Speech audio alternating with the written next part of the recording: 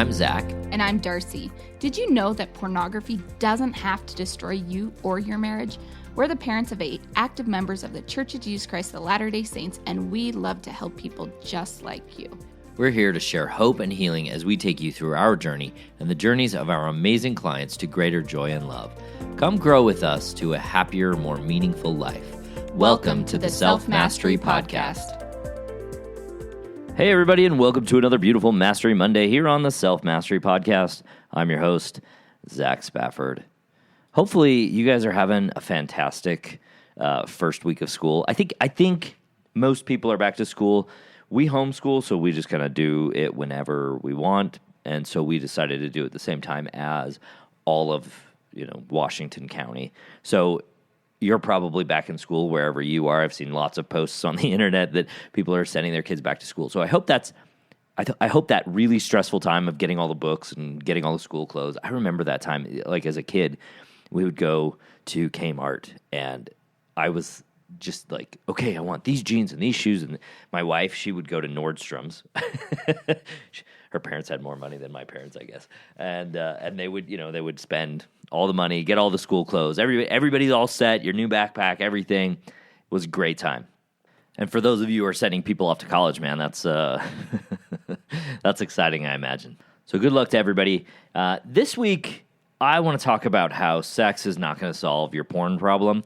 I used to think that once my wife and I could have sex because we were married, that my pornography problem would go away. And then when we got married and my pornography problem kept going, I used to think that if we had sex that day, then I wouldn't turn to pornography.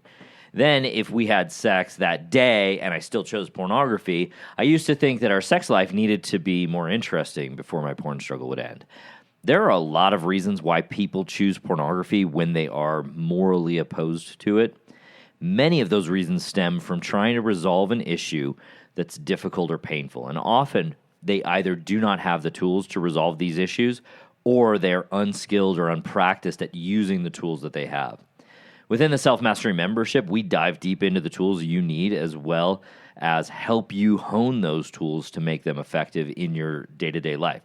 When I believed that sex solved my pornography problem, I failed myself by believing that the answer to my struggle was outside me. I believe that Darcy would solve my problems. I believe that God would make me stop somehow.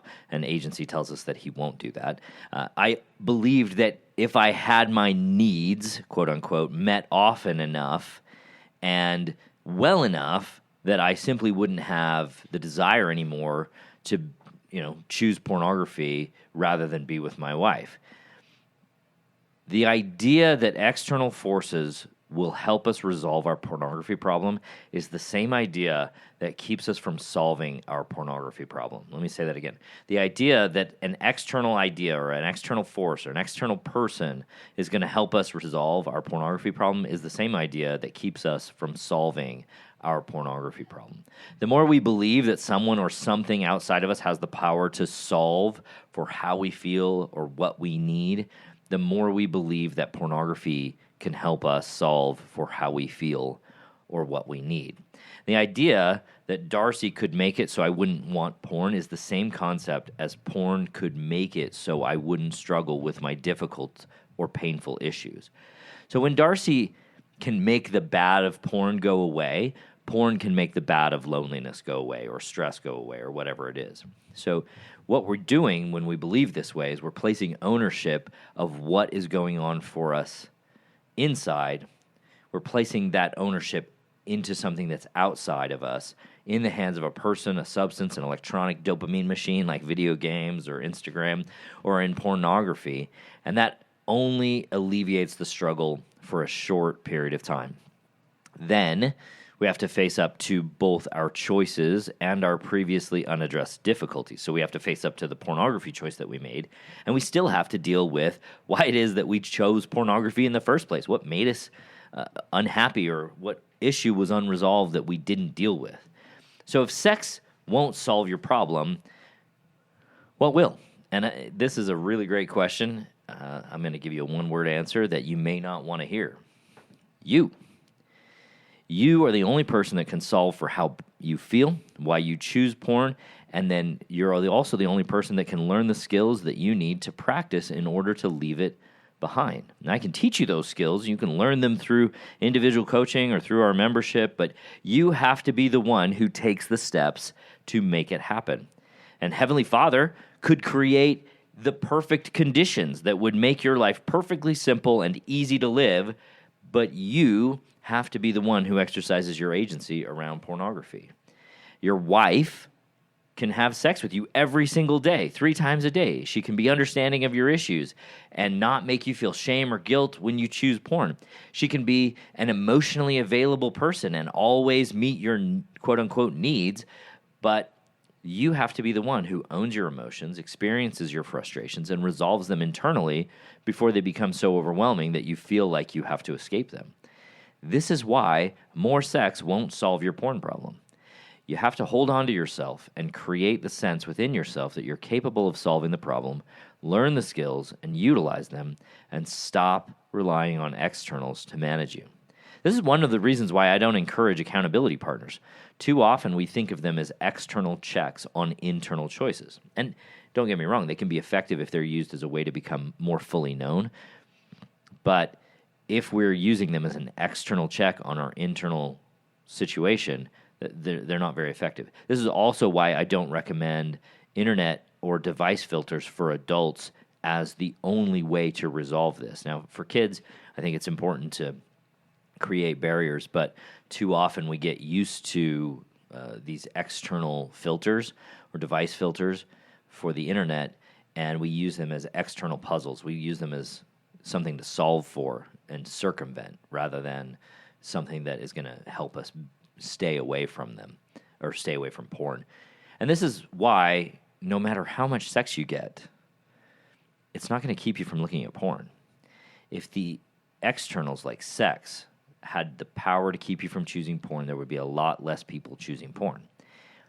Here's what you do about it instead.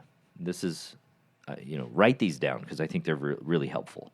First, take a look at all the reasons why you're choosing porn, and you want to get really familiar with these. You want to understand how they keep coming up, and then get open feedback on them from those close to you who are willing to honestly discuss them with you. And this can be hard, this can be kind of difficult, especially if that person is your wife and she's really emotionally engaged with this.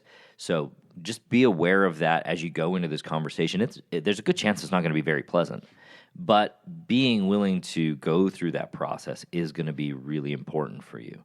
For me, stress was a huge struggle, and talking about my stress with Darcy helped me understand where it was coming from, how I was contributing to it through the choices that I was making, and how often I would need to deal with it. And stress was a number one reason why I chose pornography. I was working consistently to alleviate stress in my life. And the second thing that you need to do is learn key strategies, skills, techniques, and processes that you need to become proficient in mitigating, eliminating, or enduring the reasons that you choose porn. So I often say this during my initial coaching session with people. I'm going to teach you how to get good at feeling bad. If you want to resolve your struggle with pornography, feeling good is not going to help you. Desire to feel good is the reason that you're probably turning to pornography in the first place. So if you want to talk about that with me and how you can get good at this, you can set up a free call with me by going to zachspafford.com and just scroll all the way to the bottom. And that's going to be the best 30 minutes that you ever spend on pornography.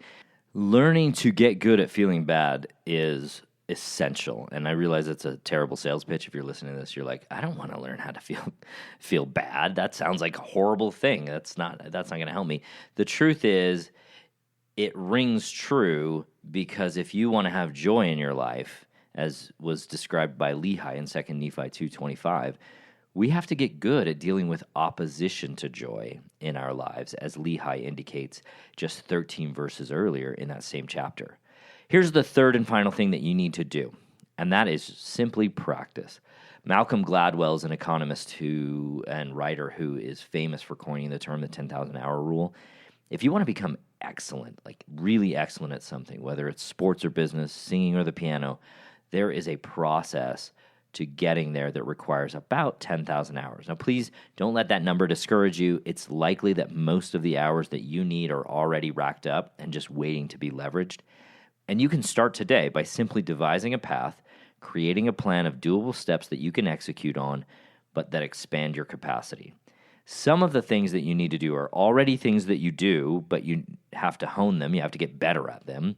Some of the things that you need to do are things that you already know about, but you haven't yet learned how to do them. And then some of the things that you need to do are things that you are going to discover that you didn't even know existed, and all you need to do is learn them and learn about them so that you can create the long-term success that you're looking for. And I can promise you this.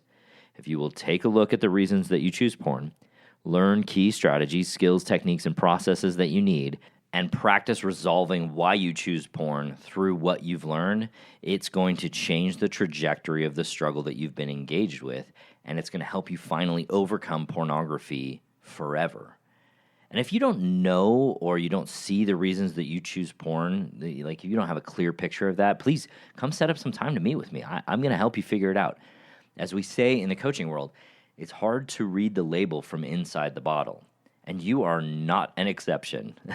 And, what's that mean? That means I can't see how, what my golf swing looks like when I'm the person swinging the club.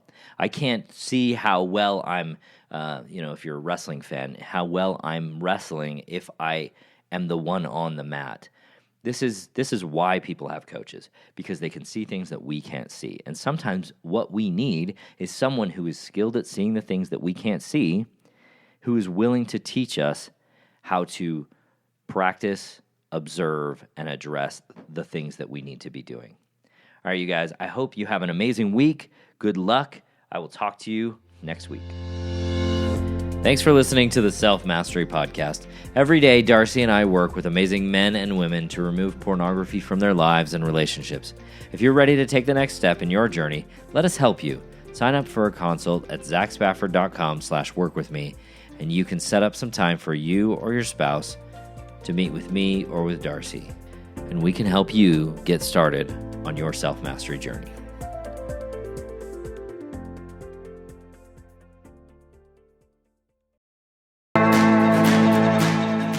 Thanks for listening to Thrive Beyond Pornography. If you're seeking guidance and support to overcome pornography for good and begin creating a thriving life beyond it, check out my free webinar, How to Overcome Pornography with Skills That Actually Work.